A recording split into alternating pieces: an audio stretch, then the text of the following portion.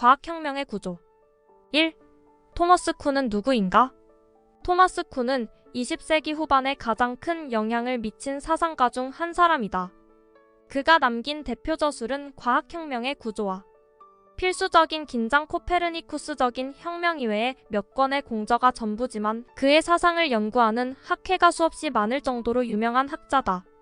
토마스 쿤을 잘 모르는 사람도 패러다임이란 용어는 알 것이다. 패러다임 전환을 통해서 과학혁명이 일어난다고 처음으로 주장한 사람이 그다. 토마스 쿤의 전공은 물리학이다. 하버드 대학을 21세의 최우수 성적으로 졸업했고 28세에 이론물리학으로 박사학위를 받았다. 그 후에 그가 한 공부가 눈에 띈다. 그는 과학사, 철학, 언어학, 심리학, 사회학 등을 섭렵하며 과학철학의 새로운 장을 개척했다. 그는 버클리 대학에서는 역사를, 프린스턴 대학에서는 과학사와 과학철학을, MIT에서는 언어학과 철학을 가르쳤다. 이렇게 학문의 영역을 넘나든 것은 그의 개인적 호기심의 폭을 보여주기도 하지만 그러한 다리 걸치기가 통하는 미국 대학들에 열린 전공 경계 덕분이다. 이대 장정의 시작은 그가 자신에게 던진 질문에서 시작되었다. 왜 물리학이 세상을 설명한다고 할 수 있지? 물리 공식보다 큰 질문을 한 덕분에 과학혁명의 구조라는 큰 답을 얻었다고 하겠다. 쿤의 이론은 사회학에서도 자주 인용된다. 2. 과학혁명은 왜 일어나지 않는가? 정상과학의 과학적 연구는 토마스 쿤의 표현을 빌리자면 이렇게 설명된다. 정상과학을 검토하게 되면 우리는 결국 그러한 연구는 전문 교육으로 제공된 개념의 틀 속에 자연을 밀어넣으려는 격렬하고 헌신적인 시도라고 묘사하고 싶어질 것이다. 그는 또 이렇게 이어간다. 역사적 기원에서 또한 그 뒤에 따르는 발전에서 임의적 요소가 무엇이든 간에 기존의 상자들이 없이 연구가 진행될 수 있는 것인가 중량을 의심하게 될 것이다. 정상과학은 대부분의 과학자들이 필연적으로 그들의 시간을 거의 모두 바치는 활동인데 이것은 과학자 사회가 세계가 무엇인지 알고 있다는 가정에 입각한 것이다. 과학활동에서 성공의 대부분은 그 사회가 그 가정을 옹호하려는 의지로부터 나온다. 위의 두 단락의 인용구는 풀어보면 과학활동에는 임의적인 요소가 있을 수밖에 없는데 이런 임의 활동을 사회가 수용해 주기가 어렵고 고로 과학적 성공으로 이어지기는 더 어렵다는 사실을 강조한다. 정상과학이 스스로 만든 틀 속에 갇히는 이유를 설명한다. 압축하고 정리하면 토마스 쿤의 생각은 자연이란 있는 그대로의 상태를 뜻하는데 이를 있는 그대로 보기보다 기존의 개념적 틀 속에 밀어넣으려고 하는 연구는 결국 과학적이지 않다는 것이고 그럼에도 불구하고 과학자들이 과학적 업적 달성을 위해서 그런 연구를 계속하고 있는 것이 현실이라는 아픈 지적을 한다. 그렇다면 토마스 쿤은 과학적 접근을 부정한 것일까? 아니다. 그가 주장하는 핵심은 기존의 틀 속에 들어가지 않는 그렇다고 기존 세력이 무시해버릴 수 없는 비상적인 사건들이 많이 나와야 과학혁명이 일어난다고 주장한다. 틀을 벗어난 과학을 경쟁 대상으로 보지 말고 지지하자는 것이다. 일단 틀을 벗어나면 기존의 패러다임이 적용되지 않으므로 경쟁 대상도 아니라는 탁월한 통찰이다. 3. 과학혁명은 왜 눈에 보이지 않는가? 토마스 쿤이 정의한 과학혁명을 저해하는 메커니즘에는 과학교과서도 등장한다. 그의 생각을 그대로 옮겨본다.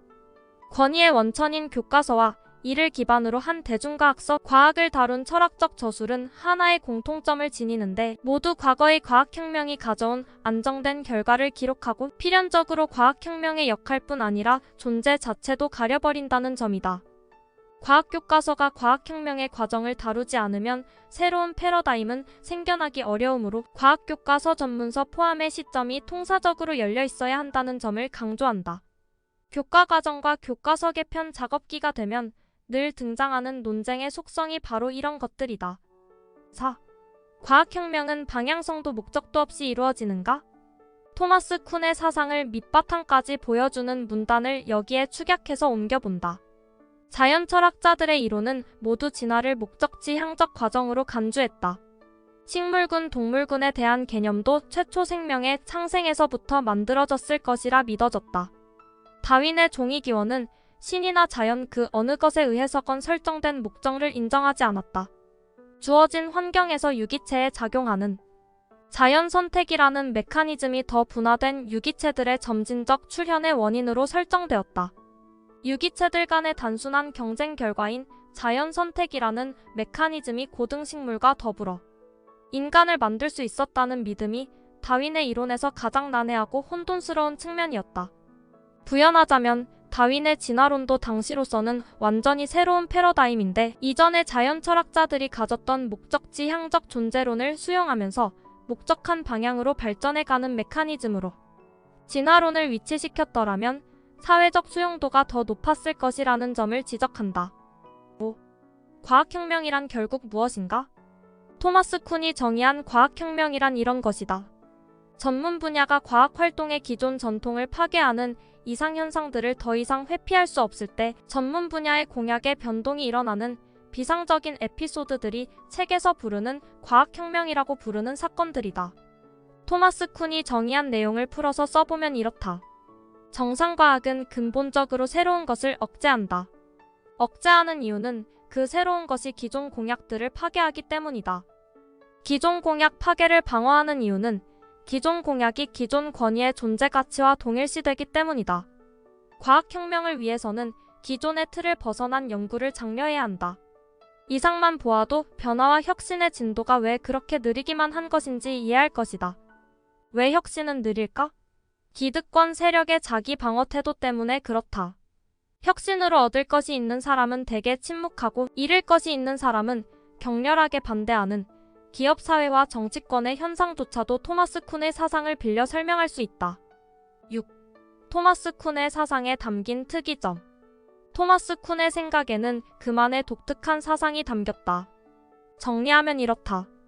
1. 정상과학이 궤도에 안착하면 그때부터는 근본 패러다임에 대한 질문과 논증이 허용되지 않는다. 이런 전통이 과학 발전을 저해한다.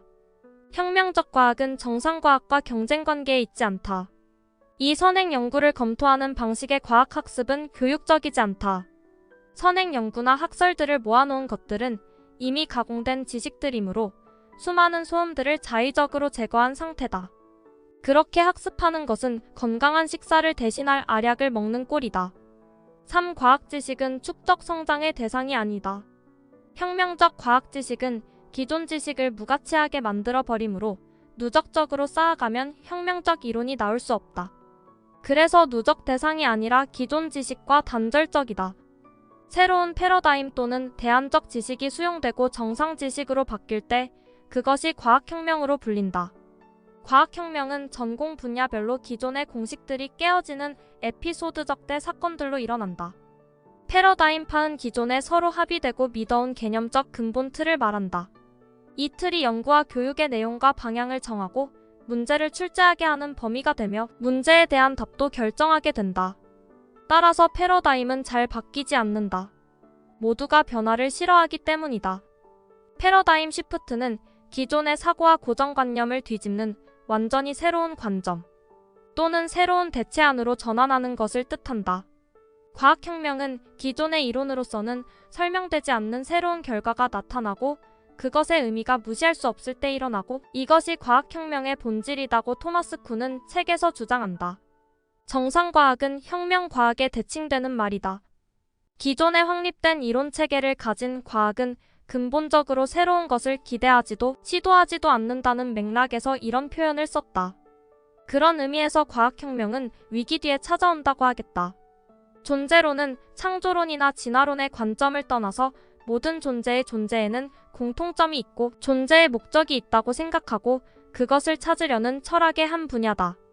논리적으로 보면 어떤 존재 목적이 있어야 그 방향으로 방향성을 가지고 발전한다는 가정에 바탕을 둔다.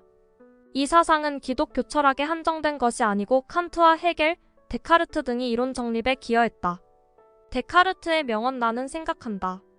고로 나는 존재한다는 말도 존재의 근원을 찾는 그의 존재론적 사상을 반영한 것이다. 기독교 철학에서는 인간의 존재 이유 또는 존재 목적을 창조주를 기쁘게 하기 위한 것으로 정하고 있다. 여기까지 토마스 쿤의 과학혁명의 구조 소개였습니다. 구독과 좋아요는 물음표 채널에 대한 호의입니다.